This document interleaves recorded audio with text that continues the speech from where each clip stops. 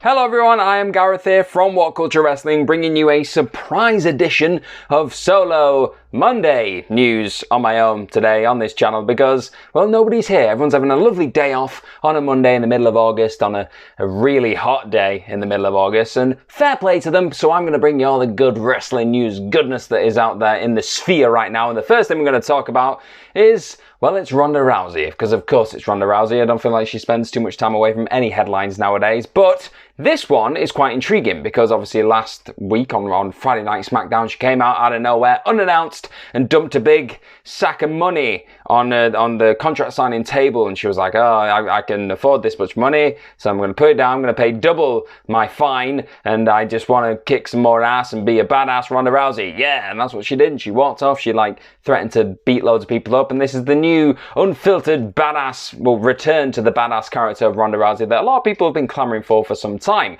And taking it a little bit further, she then took to Instagram on Sunday night, and she posted a little thing, obviously, of what had happened, with the money and everything else, and she put the caption, "Use that cash wisely, WWE. Maybe it can help with those budget cuts. Bring back some asses for me to kick." Obviously, this is a reference to the most tired and terrible excuse that WWE have ever had when it comes to releasing talents, of budget cuts. Obviously, we know a lot of the behind the scenes stuff that has been happening in WWE right now, and it doesn't feel like budget cuts was a major reason for these wrestlers being released in the first place. So it's quite interesting that Ronda has kind of alluded to that and kind of shown that this character is kind of an uncontrollable entity right now. She can just say whatever the hell she wants because she's a loose cannon. But somebody who was not very impressed by this, it's worth noting, was one of Ronnie's old sparring partners, because Becky Lynch then took to Twitter later on. I don't know if it was Sunday, it might have even been today, but she captioned a video that somebody had made of Becky doing something similar with a big bag of money. She did it on Raw a couple of years ago. I think she got fined and she was like, "There's all the money," and she shook it out on Raw, and then they cut to Ronda Rousey doing something similar on SmackDown, and then I think Becky captioned that with, "Ronnie loves the man." So, just building towards this pitched, touted, just everybody wants, Ronda Rousey versus Becky Lynch, WrestleMania 39 big main event match thing. I got the words out there. I got so excited I couldn't even fumble them out. We want to see this thing happen. It seems like now they're already putting the building blocks in place for what is going to be, without a doubt, it's got to be one of the main events in my eyes for WrestleMania 39. I know we've got the Rock and Roman Reigns apparently, and maybe Cody doing something with somebody, maybe Karrion Kross. I don't know. We'll see. But I think you do have these two marquee forces, and just have them finally being on the right side of the heel and face divide, and just have them smash the living crap out of each other. I'm not sure how to segue into this next one, so I'm just going to say words and hope for the best, because, it's a Monday, we're going rogue, why not? But obviously, right, a thing in WWE that happens a lot, and happened a lot before, obviously, Vince McMahon was kind of kicked to the curb, or as he put it, he took himself out to the curb. He went and did that. Something that happened a lot, anyway, was people tend to turn up from NXT to SmackDown and Raw, and they'd go from having one name that had two barrels, like Angel Gaza, for example, and then suddenly, before they knew it, they were just one. They were just Angel. It happened with Mustafa Ali, became Ali for a while. Riddle's currently Riddle because of what people feel is quite problematic. When you type in Matt Riddle online, you get a lot of maybe news stories that WWE don't want you looking into, things like that. So that is something that's been prevalent in WWE for quite some time. But it looks like another star is now set to return to having their full, fully formed name. That's going to be happening, because Angel Gaza is a person that has happened to. He confirmed this on Twitter. I think over the last week he finally got the Gaza back. That guy that I mentioned, he got he's a full Gaza again, that Angel. But his tag partner, he's Los Lotharios kissing man who for some reason squared up to maximum male models. You don't square up to models when they're mid photo shoot. It's just a bad idea. He is set to apparently be getting his full name too. That's something that Dave Meltzer said on the Wrestling Observer newsletter. He reported that.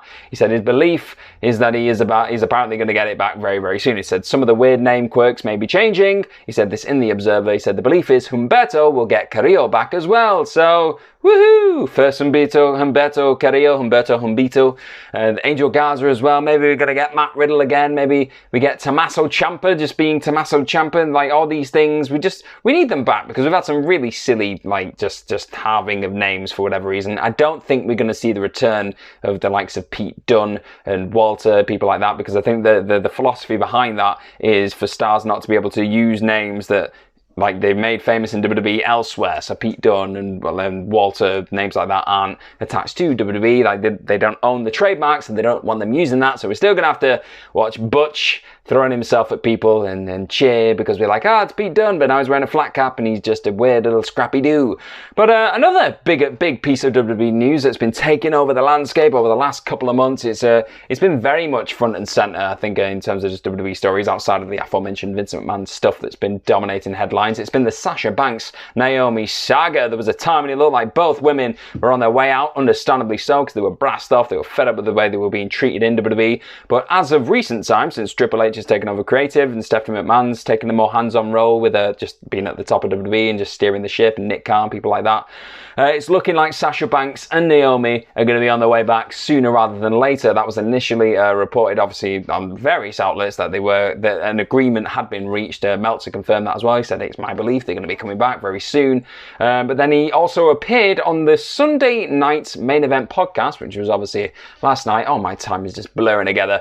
And he was asked if he's heard anything new on the Sasha Banks Naomi situation. He said that he has talked to people who would know, and the belief is that they are back, baby. Because he said, I mean, everyone expects that they're in. It's just a question of which week they want to debut them. So since they're not in the tournament, I'm guessing that it's going to be the finals of the tournament or right after the finals that they show up. That's kind of how I'm reading it now. I guess they just felt it wasn't good to put them in the tournament itself. I think that they would want to stagger those new and returning people coming in. Sasha and Naomi are obviously the biggest ones they can bring in, so you don't need to do that in week one. Everybody seems to think that they're in. It's just a question of which week, and I fully back this. You do not need to just like throw every single released or like long gone person just back into the mix straight away, because it's just one of those things where I don't know, it gets tired, it gets boring. Like, if you do that all on you blow your load in the first week, where are you going to go from that? You need to, I think Triple H's philosophy right now is to keep just dropping in these little surprises on each and every Raw and SmackDown, because people are then going to tune in and think, oh my god, anything can happen on Triple H's Raw or SmackDown. We could get Hit Row one week, or Dexter Lumis just staring ominously after being dragged away from the security. You just don't know what's going to happen. So I feel like this could maybe be something straight after Clash at the Castle, just to really hook people after they've obviously watched this pay-per-view that goes down in the UK. I'm so excited. I'm going to be there. I'm going to be sat high up in the rafters, screaming at Pyro. It's going to be a good time in the Principality Stadium. It's called the Millennium Stadium in my mind, but that's a different argument altogether. But that's something very interesting that should be going down. But something that should be going down at Clash at the Castle, in my mind, and if it doesn't, my head will fall off, is I think we should get some kind of showcase of Gunther. He's obviously a European legend, and I think you should have him with his IC title in that Clash at the Castle pay-per-view card, whatever you want to call it. And something that's worth noting right now, and it was referenced by WrestleVotes, a very reliable source for information, news, leaks, posts, anything you want to talk about with wrestling. They're always on Twitter. They're always putting out some good stuff, so give them a follow. But they reported recently that Vince McMahon wanted to bury Gunther, apparently, after his appearance on Raw. Not his first appearance, but after his appearance on Raw last month. So it's a bit baffling, really, if you look into it, but that was what they've thrown out there. They said it was on the 4th of July, or it might have been, it was the 4th of July. I'm trying to work out the dates based on American dates, which are wrote differently to British dates, because we're just simple folks and we don't understand these things. But I think it was on the 4th of July episode, R-Truth made his way out in an Independence Day kind of get-up, looking like a full-on American dude. He got interrupted by Gunther. Gunther beat the ever-loving crap out of him, and apparently people in the back just didn't like what happened there. Maybe they're just really high on R-Truth, or just didn't think Gunther's performance was up to scratch. And he was apparently on the edge again, buried not long after, and obviously all the Vince McMahon stuff happened not long after that, and luckily he was saved by Vince McMahon's terrible shenanigans and awfulness outside of the ring and all the rest of that. But it's insane to think this, really, because Gunther's been presented so well on main roster programming. I mean, even before like Vince left, he was one of the few people that you thought, wow, they're actually like doubling down on this dude. He was an NXT legend. Now he's been presented as an all-round badass, and since Vince has gone, he's been even better. The Shinsuke Nakamura match on Friday night in the main event was epic. It's everything I love in my wrestling: hard-hitting, great storytelling, drama. It was just, it had me on the edge of my seat. And to think that Gunther could have been somehow buried before this and maybe even had his title taken away, I'm just assuming, I'm just speculating, but if that might have happened, then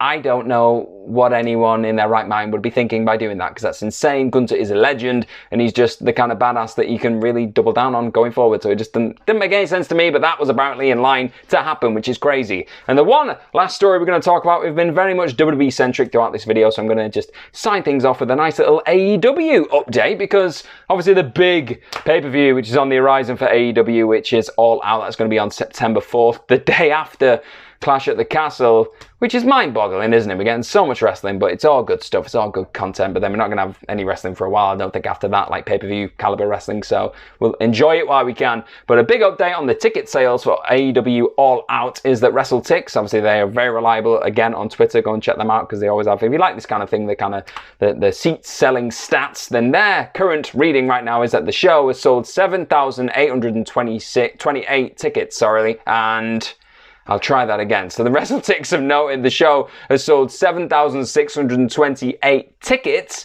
and there are 27 left. It was just such a staggering stat that I had to really take my time to get out, because it was blowing my damn mind. So currently, there's only 27 tickets left, and I bet by the time I record this video, there's like 20 left, because people are just going to want these seats, because they're so damn good. And also, they'll run in this same venue that they're having All Out at. They're going to run a Dynamite and a Rampage, and there are 1,199 combo tickets left for the full thing. So I think your best chance of seeing All Out right now is to get a combo. That's what it sounds like. If you want to watch all the AEW action leading up to there, they tend to do pretty good go-home shows, so I think that'd be a pretty good investment personally. But it's looking good for AEW right now. It's looking like a lot of people want to see this show that's looking like it's going to be headlined by interim AEW World Champion Jon Moxley taking on the actual, like, not undisputed, but like the world champion CM Punk for the undisputed world title. It's going to be title. It's going to be epic, huge. There's probably going to be loads more epic matches thrown onto that card as well. Maybe a trios like thing with the Young Bucks and possibly Kenny Omega taking on the Dark Order. And maybe we even see, I don't know, Chris Jericho break his nose again by getting kneed in the face by Bryan Danielson. I don't know. Anything can happen. It's looking pretty cool. I will be tuning in, very tired after Clash at the Castle, but it's just what we do, because we love this thing called wrestling, just as you do. We all do. It's all the good stuff. So let me know what you think of all these news stories in the comment section right down below. Don't forget to like the video, share the video, subscribe to All Things What Culture Wrestling. Thank you for bearing with me today. I've just been kind of hopping in here, just giving you all these wrestling stories and updates. It's on my own. I'm just babbling at a camera screen, and I'm just hoping you're having as lovely a day as I have, because I just love talking about wrestling, and any chance I get to do that is great and speak to you incredible people. Don't forget to go on to WhatCulture.com as well, because we've got loads of news articles and stories that we're going to be updating there throughout the day. Loads of great lists, loads of great videos on the channel as well. WhatCulture Wrestling, WhatCulture.com. Just consume the goodness. If you're having a nice Monday, a nice relaxing Monday, you might be working, you might not. If you get back home from work, then just consume the content. It's all good stuff. I have been Gareth from WhatCulture Wrestling. Follow myself on Twitter at gmorgan04. But in the meantime, be good to yourself, and hopefully I will see you very, very soon. Bye bye.